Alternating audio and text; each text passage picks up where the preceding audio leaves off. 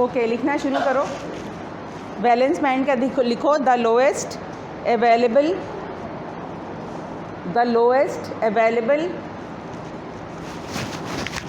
Band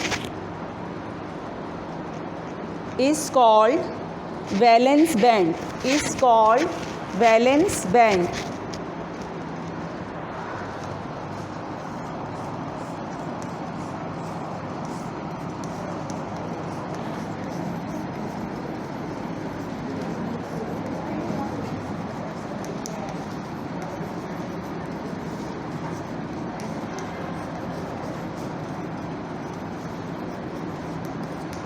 okay, इसके बाद लिखो सेकंड, लिखो conduction band.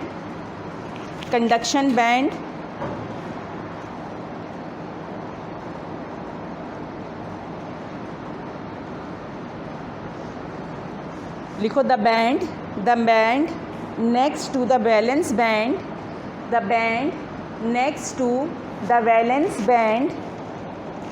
is called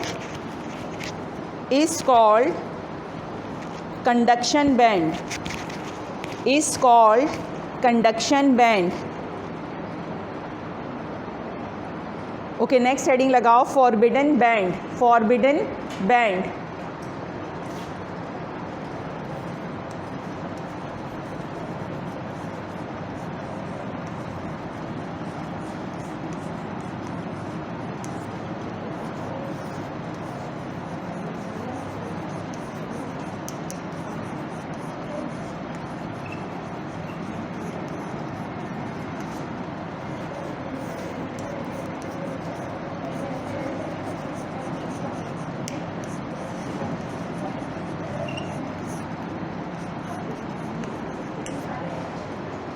okay, लिखना शुरू करो। फॉरबिडन बैंड की डेफिनेशन लिखो।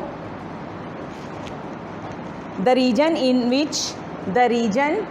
विच electron can not occupy is called forbidden energy gap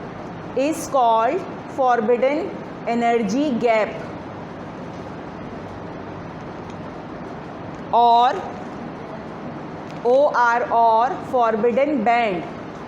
forbidden band। This is in between valence and conduction band।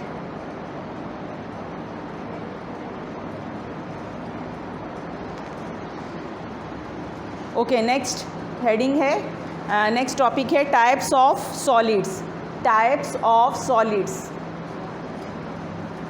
अच्छा, टाइप्स ऑफ सॉलिड से पहले इसको समझा देती हूँ जो मैंने लिखवाया है, ठीक है। हेडिंग लगा लो टाइप्स ऑफ सॉलिड। अच्छा, पहला देखो मैंने क्या लिखवाया है, वैलेंस बैंड, कंडक्शन बैंड और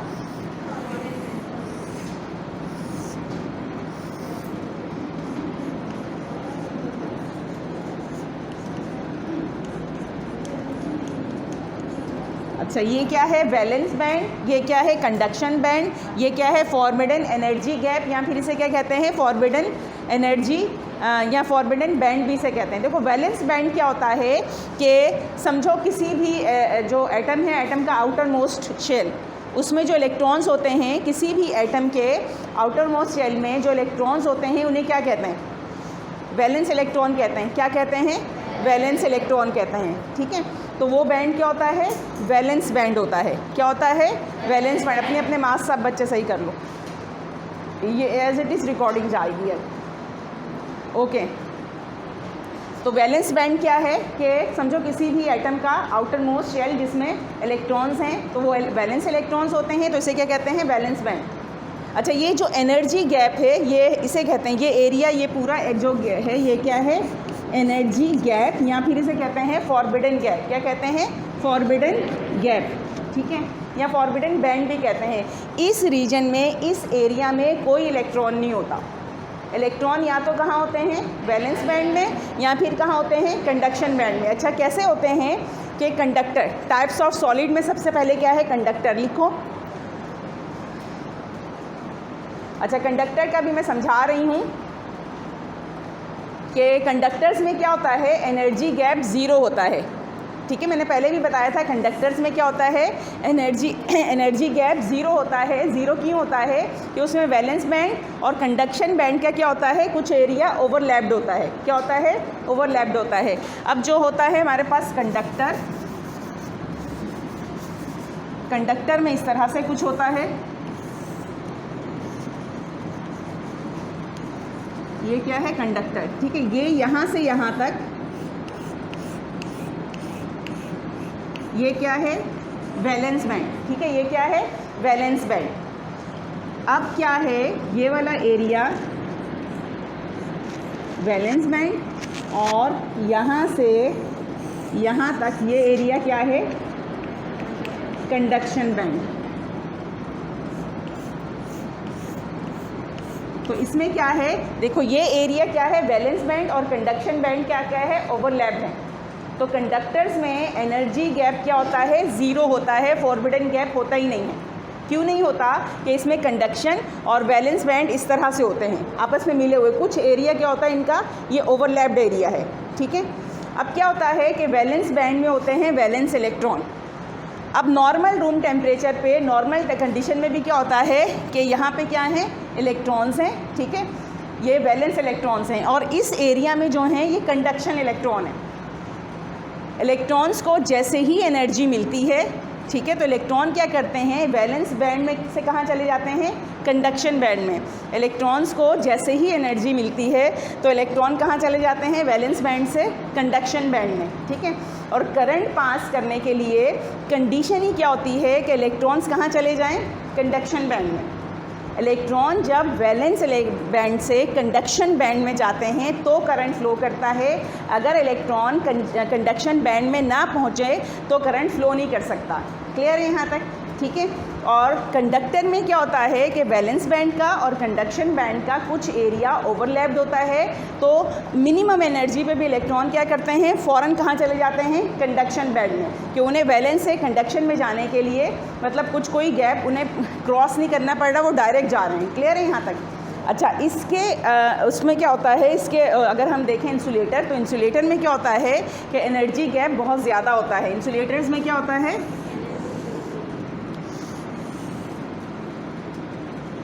ये है वैलेंस बैंड और ये है कंडक्शन बैंड। ठीक है, ये है मेरे पास इंसुलेटर। अब इंसुलेटर में क्या होता है कि ये है एरिया, ये है फॉरबिडन गैप। अब वैलेंस बैंड में क्या होंगे, ये वैलेंस इलेक्ट्रॉन होंगे। वैलेंस बैंड में क्या होंगे, वैलेंस इलेक्ट्रॉन होंगे। अब इंसुलेटर्स में भी क्या होता है कि वैलेंस बैंड तो फुल होता है, ठीक है, कम्प्लीटली क्या होता है, फुल होता है, यहाँ भी सारे वैलेंस इलेक्ट्रॉन्स होते हैं। लेकिन इंसुलेटर्स में वैलेंस और कंडक्शन बैंड के दरमियान गैप इतना ज़्यादा होता है कि हम कितनी ही एनर्जी दे दें इंसुलेटर्स को तो इलेक्ट्रॉन्स कभी भी इस गैप को क्रॉस नहीं कर सकते। एग्जाम्पल मैंने क्या दी कि तुम इस कॉरिडोर से जंप लगा के वहाँ चले जाओ, चले जाओगे? नहीं जा सकते, क्योंकि गैप बहुत ज़्यादा है ना। अगर मैं कहूँ भाई वहाँ एक बच्चा खड़ा है, जंप लगा के यहाँ आ जाओ, ये तो पॉसिबल है, वो आ सकता है ना, इस एरिया को कवर कर सकते हैं। लेकिन ये जो गैप है इस कॉरिडोर से वहाँ का गैप बहुत ज़्यादा है, वो तो कवर ही नहीं कर सकते। बिल्कुल इसी तरह से ये चीज़ है, पहले भी मैंने यही एग्जांपल दी थी ना कि ये वैलेंस और कंडक्शन बैंड के दरमियान गैप इतना ज़्यादा होता है इंसुलेटर्स में कि इंसुलेटर्स को हम जितनी भी एनर्जी देते जाएं तो इलेक्ट्रॉन कभी भी वैलेंस बैंड से कंडक्शन बैंड में नहीं पहुँचते। क्यों नहीं पहुँचते? कि एनर्जी गैप बहुत ज़्यादा होता है। अच्छा, वो इलेक्ट्रॉन जो वैलेंस से कंडक्शन में चले जाएँ उन्हें कहते हैं फ्री इलेक्ट्रॉन्स। लिखो फ्री इलेक्ट्रॉन। अभी सिर्फ सुनोगे, ठीक है, बाद में डेफिनेशन लिखते जाना इसकी, कि वो इलेक्ट्रॉन्स जो क्या करें कि वैलेंस से कहाँ जा रहे हैं, कंडक्शन बैंड में, उन्हें कहते हैं हम फ्री इलेक्ट्रॉन्स। और करंट जो फ्लो करता है वो फ्लो करता है ड्यू टू फ्री इलेक्ट्रॉन्स। सिर्फ इलेक्ट्रॉन्स की वजह से नहीं करता, जो करंट फ्लो कर रहा होता है वो किसकी वजह से फ्लो कर रहा होता है, ड्यू टू फ्री इलेक्ट्रॉन्स। ठीक है, और जो कंडक्टर होता है उसमें तो इजीली फ्री इलेक्ट्रॉन्स अवेलेबल होते हैं, इसीलिए उसमें से क्या हो रहा होता है, करंट फ्लो कर रहा होता है। इंसुलेटर्स में क्या होता है कि फ्री इलेक्ट्रॉन बनते ही नहीं हैं, क्यों नहीं बनते? क्योंकि वैलेंस से कंडक्शन बैंड के दरमियान जो गैप होता है वो इतना ज़्यादा होता है कि इलेक्ट्रॉन वैलेंस से कंडक्शन बैंड में जाते ही नहीं है। तो वो इलेक्ट्रॉन जो वैलेंस से कंडक्शन बैंड में चले जाएं वो फ्री इलेक्ट्रॉन्स होते हैं। जब फ्री इलेक्ट्रॉन फ्लो करते हैं तो करंट फ्लो करता है। तो इंसुलेटर्स में पहले रीज़न क्या होता है कि एनर्जी गैप बहुत ज़्यादा होता है, इलेक्ट्रॉन्स इस एनर्जी गैप को क्रॉस ही नहीं कर सकते।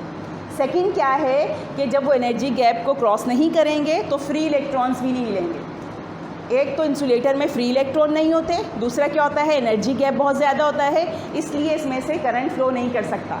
क्लियर है यहाँ तक?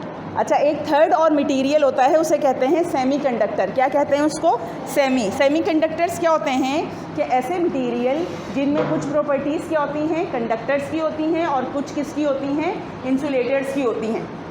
वो इन बिटवीन काम कर रहे होते हैं, कंडक्टर एंड इंसुलेटर।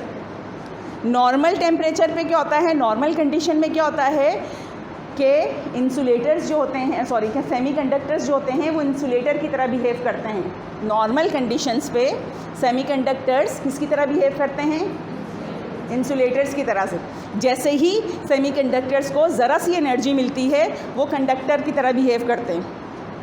इंसुलेटर को हम कितनी ही एनर्जी देते जाए वो हमेशा इंसुलेटर ही रहता है, क्योंकि उसमें एनर्जी गैप बहुत ज़्यादा होता है। और जो सेमीकंडक्टर हमारे पास होते हैं,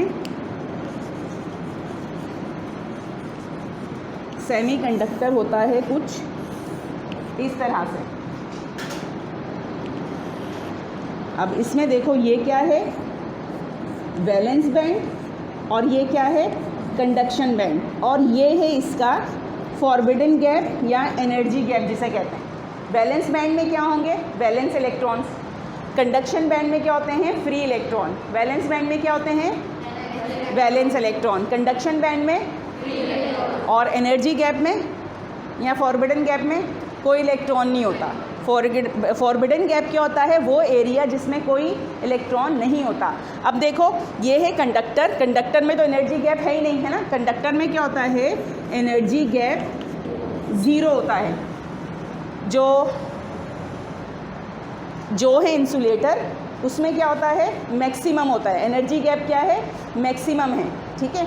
और अब आ जाओ सेमीकंडक्टर। सेमीकंडक्टर में एनर्जी गैप है तो सही, फॉरबिडन गैप जिसे कहते हैं, है ना। ये कंडक्टर से ज़्यादा है और इंसुलेटर से कम है। नज़र भी आ रहा है ना देखने में कि क्या होता है इसमें कि एनर्जी गैप कंडक्टर से ज़्यादा है, इंसुलेटर से कम है। इसीलिए जो सेमीकंडक्टर्स होते हैं वो नॉर्मल कंडीशंस पे इंसुलेटर की तरह बिहेव करते हैं। जैसे ही हम इन्हें हल्की सी भी थोड़ी सी एनर्जी इन्हें मिले तो क्या होता है, मिनिमम एनर्जी पे भी ये कंडक्टर की तरह बिहेव करते हैं। इनका जो एनर्जी गैप होता है वो क्या होता है, इंसुलेटर से कम और कंडक्टर से ज़्यादा।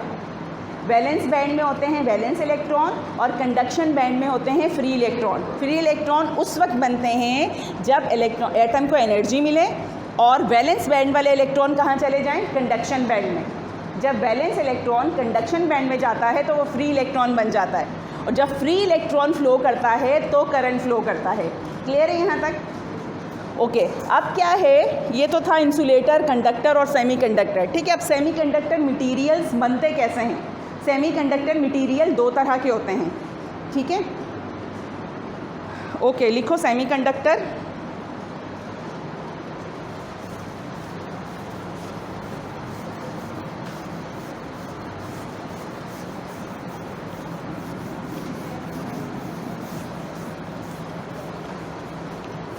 सेमीकंडक्टर लिखने के बाद लिखो intrinsic semiconductor.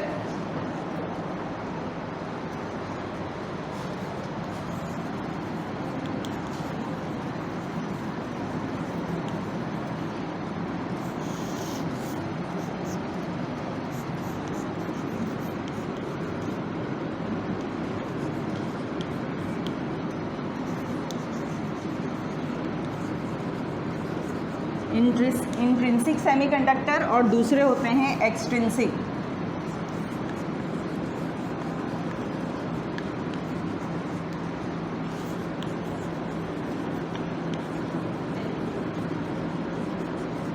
Intrinsic semiconductor INTRINSIC intrinsic, और दूसरा होता है extrinsic.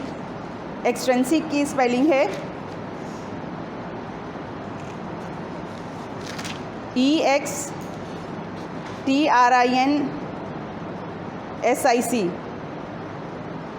EXTRINSIC। Okay, semiconductor materials क्या होते हैं? ऐसे मटेरियल जिनमें क्या हो, कंडक्टर्स इंसुलेटर दोनों की प्रॉपर्टीज़ होती हैं, और इनका एनर्जी गैप क्या होता है? इंसुलेटर से कम और कंडक्टर से ज़्यादा। फिर सेमीकंडक्टर भी दो तरह के हैं, इंट्रिंसिक और एक्सट्रिंसिक। ठीक है, इंट्रिंसिक सेमीकंडक्टर क्या होते हैं?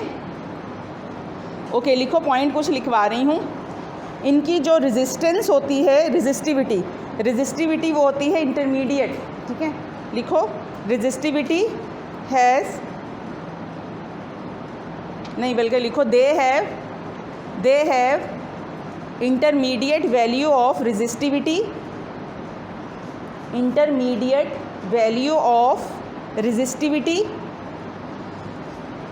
अच्छा, आप क्या करो, रेजिस्टिविटी के साथ ये साइन लगाओ, अप्रॉक्सीमेट। ये साइन किसका होता है? अप्रॉक्सीमेट के साइन लगाओ। इसके बाद लिखो 10 रेज़ टू दी पावर, ये है -1, 10 raise to the power -1 ohm metre. इनकी रेजिस्टिविटी होती है 10 raise to the power -1 ohm metre. अच्छा, इन्हें कहते हैं, ये क्या होते हैं? इंट्रिंसिक सेमीकंडक्टर्स, और लिखो दे आर इंट्रिंसिक सेमीकंडक्टर और simple semiconductor.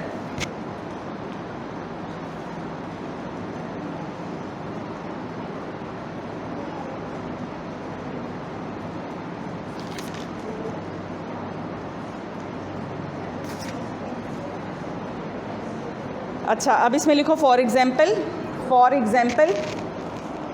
Silicon and germanium. Silicon SILICON, silicon and germanium.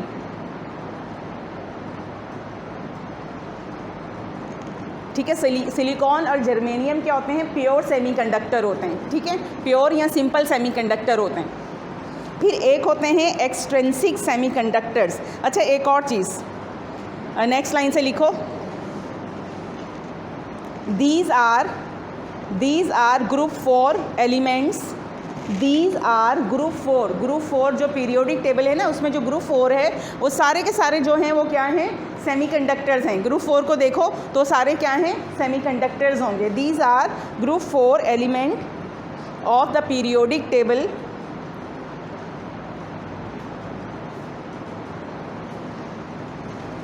They have 4 valence electrons.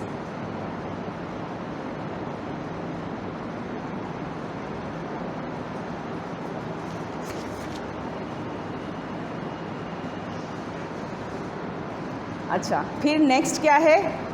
Extrinsic semiconductors.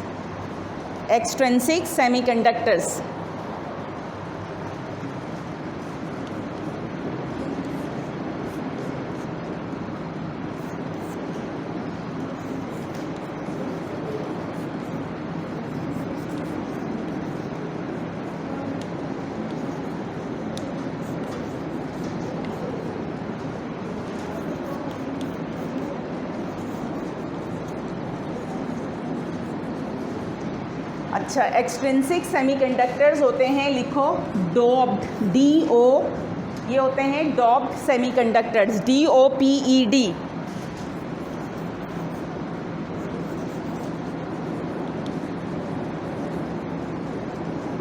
ये होते हैं डोप्ड सेमीकंडक्टर्स।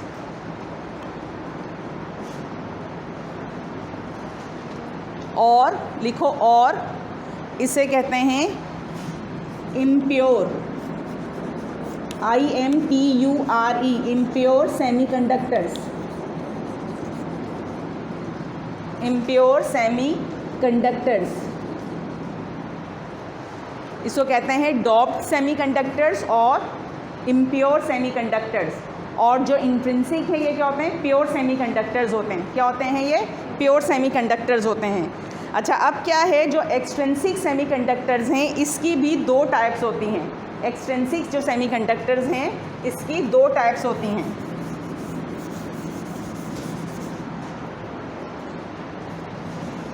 लिखो, extrinsic semiconductors have two types.